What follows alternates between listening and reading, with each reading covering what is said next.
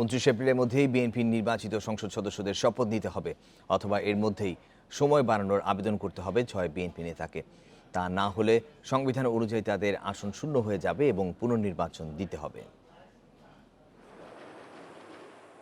একাদশ জাতীয় সংসদের প্রথম অধিবেশন বসে 30 জানুয়ারি, তৃতীয় অধিবেশন বসছে বুধবার।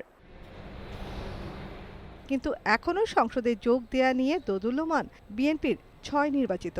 সংবিধান অনুযায়ী প্রথম অধিবেশন বসার দিন থেকে 90 দিনের মধ্যে শপথ নিতে হবে নির্বাচিত এমপিদের। সেই হিসেবে 29 এপ্রিল শেষ হচ্ছে 90 দিনের সময়সীমা। তাই আগামী এক সপ্তাহের মধ্যেই চূড়ান্ত সিদ্ধান্ত নিতে হবে দলটিকে। মাননীয় স্পিকারকে জানানো হয় নাই এরকম যদি কোনো কারণ থেকে থাকে, তাহলে পরে নিশ্চয়ই সেই সংসদ সদস্যের, নির্বাচিত সংসদ সদস্যের একটা দরখাস্ত মাননীয় স্পিকারের কাছে করতে হবে। জাতীয় নির্বাচনে বিএনপির ভরাডুবির মধ্যেও নির্বাচিত 6 জন এখনও হাইকমান্ডের নির্দেশের অপেক্ষায় রয়েছেন। দল সিদ্ধান্ত নিতে দেরি করলেও 29 এপ্রিলের মধ্যে বিষয়টি সুরাহা করতে হবে বিএনপির নেতাদেরই। শপথ নিতে পারছি না, এই সময় আমাদের একটু যে কোনো কারণে আমরা অসুবিধায় আছি, আমাদের কয়েকটা দিন সময় বাড়িয়ে দেওয়া হবে। সেটা সম্পূর্ণ হচ্ছে আমাদের দলের যারা নীতি নির্ধারক আছে তারাই বলতে পারবে।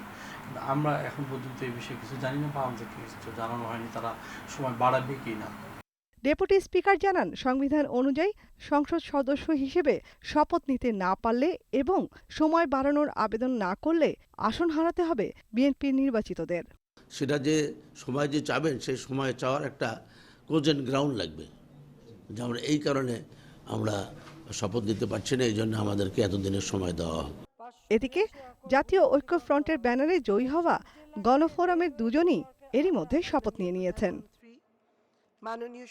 Nafiza Daula, independent news, Dhaka.